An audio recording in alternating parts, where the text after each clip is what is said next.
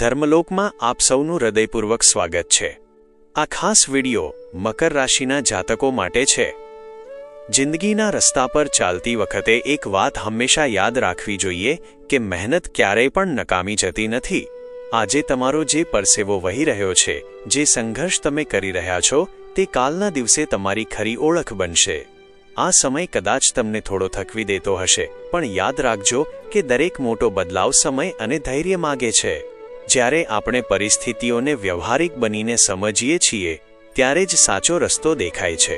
મકર રાશિના લોકો માટે ઓગસ્ટ 2026નો આ મહિનો કેવો રહેશે તે વિશે આજે આપણે ખૂબ જ વિગતવાર અને વ્યવહારિક રીતે વાત કરવાની છે।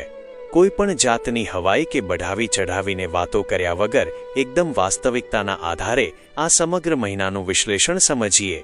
તમારા સ્વાસ્થ્યની વાત કરીએ તો એકંદરે પરિસ્થિતિ સામાન્ય અને નિયંત્રણમાં દેખાય છે। મોટા ભાગે રોગ પ્રતિકારક શક્તિ સારી રહેશે અને કોઈ મોટી બીમારીની શક્યતા નથી। પરંતુ એક વાતનું ખાસ ધ્યાન રાખવું જરૂરી છે। જો તમે તમાકુ, ધૂમ્રપાન કે આલ્કોહોલ જેવી નુકસાનકારક આદતો ધરાવો છો, તો આ મહિને અને આવનારા કેટલાક સમય સુધી તમારા પાચન, ગળા અને દાંતને લગતી તકલીફો ઊભી થઈ શકે છે। જો તમે તમારી આદતો પર થોડો સંયમ રાખશો તો સ્વાસ્થ્ય સંપૂર્ણપણે સારો સાથ આપશે। શારીરિક રીતે સક્રિય રહેવું અને દૈનિક જીવનશૈલીમાં સંતુલન જાળવવું આ મહિને તમારા માટે ખૂબ ફાયદાકારક સાબિત થશે। શિક્ષણ અને વિદ્યાર્થીઓ માટે આ મહિનો મિશ્ર છતાં નવી તકોથી ભરેલો રહેશે। તમારા મનમાં એક તરફ એવો વિચાર આવશે કે કંઈક ખૂબ મોટું કરવું છે, કોઈ નવો અભ્યાસક્રમ શરૂ કરવો છે કે પ્રવેશ લેવો છે, પરંતુ બીજી જ ક્ષણે મનમાં એક અજાણ્યો ડર અથવા દ્વિધા ઊભી થઈ શકે છે કે શું આ નિર્ણય સાચો રહેશે કે નહીં। આ મનનું ભટકાચવ કે દ્વિધાયુક્ત વિચારસરણી ક્ષણિક છે। તમારા નિર્ણય પર અડગ રહો અને આત્મવિશ્વાસ સાથે આગળ વધો। આ મહિને નવી વિષયવસ્તુ શીખવાની તમારી ક્ષમતા ગજબની રહેશે। જો તમે કોઈ મોટા લક્ષ્ય તરફ આગળ વધવાનું વિચારી રહ્યા હોવ તો સંકોચ વગર આગળ વધો, પરિણામ તમારી તરફેણમાં આવશે। પ્રેમ અને સંબંધોના મામલે મહિનાની શરૂઆતના પ્રથમ 4-5 દિવસ થોડા સંભાળીને ચાલવા જેવા છે। આ દિવસો દરમિયાન નાની વાતો પર સ્વભાવમાં ગુસ્સો કે ઉગ્રતા આવી શકે છે, જેનાથી ભાગીદાર સાથે સામાન્ય બોલાચાલી થઈ શકે છે। પરંતુ આ શરૂઆતી દિવસો વીતી ગયા પછી તમારા સંબંધોમાં એક સુંદર મધુરતા અને ગાઢ સમજણ જોવા મળશે। એકબીજા પ્રત્યેનો પ્રેમ, આદર અને લાગણીઓ વધશે। પરિણીત જીવનની વાત કરીએ તો તમારા બંને વચ્ચે વિચારસરણીમાં થોડો તફાવત ચોક્કસ હોઈ શકે છે। એક વ્યક્તિ ઝડપી નિર્ણયો લેવા માંગતી હોય અને બીજી વ્યક્તિ ધીરજથી વિચારીને ચાલવા માંગતી હોય તેવું બની શકે। આ વૈચારિક ભિન્નતાને કારણે થોડો માનસિક તણાવ આવી શકે છે, પરંતુ સમય જતાં પરસ્પર સંવાદથી બધું શાંત થઈ જશે।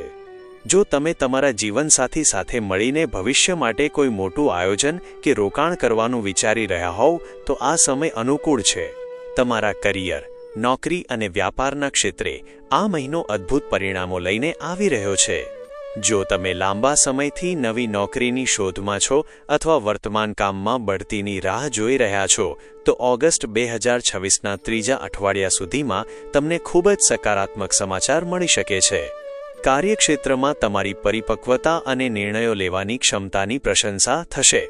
વિદેશી કામકાજ, ઓનલાઈન પ્લેટફોર્મ, માર્કેટિંગ, સેલ્સ કે વ્યવસ્થાપન સાથે જોડાયેલા લોકો માટે આ સમય ખૂબ જ પ્રગતિશીલ રહેશે। જો કે કાર્યસ્થળ પર થતી આંતરિક રાજનીતિ કે નકામી ચર્ચાઓથી દૂર રહેવું તમારા માટે હિતાવહ છે। વેપાર ક્ષેત્રે સંકળાયેલા લોકોને સારા ઓર્ડર અને નવી તકો મળશે, પરંતુ સાથે ધંધાકીય ખર્ચાઓમાં પણ વધારો થઈ શકે છે। તેથી આર્થિક વ્યવહારોમાં થોડું આયોજન રાખીને ચાલવું। જો કોઈ નવું સાહસ કે માંગલિક કાર્ય શરૂ કરવું હોય તો નવો સંકલ્પ લઈને કામ હાથમાં લઈ શકાય છે। આ સમગ્ર મહિના દરમિયાન તમારી અંદર સકારાત્મક ઉર્જા જાળવી રાખવા માટે અને જીવનમાં સુખ શાંતિ વધારવા માટે કેટલાક સરળ નિયમો અપનાવી શકાય। દરરોજ સવારે ઉગતા સૂર્યને જળ અર્પિત કરો અને પક્ષીઓ માટે દાણા અને પાણીની વ્યવસ્થા કરો।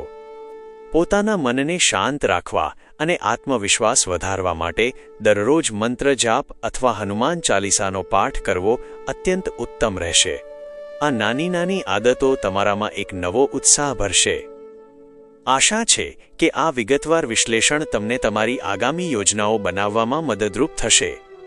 જો તમને આ વિડિયો ગમ્યો હોય તો તેને લાઇક કરો, તમારા મિત્રો અને પરિવારજનો સાથે શેર કરો અને આવી જ સત્ય અને વ્યવહારિક માહિતી મેળવવા માટે અમારી ચેનલ ધર્મલોકને સબસ્ક્રાઇબ કરવાનું ભૂલતા નહીં. તમારી પ્રતિક્રિયાઓ કમેન્ટમાં ચોક્કસ જણાવો. ધર્મલોક સાથે જોડાવા બદલ આપ સૌનો આભાર. હર હર મહાદેવ.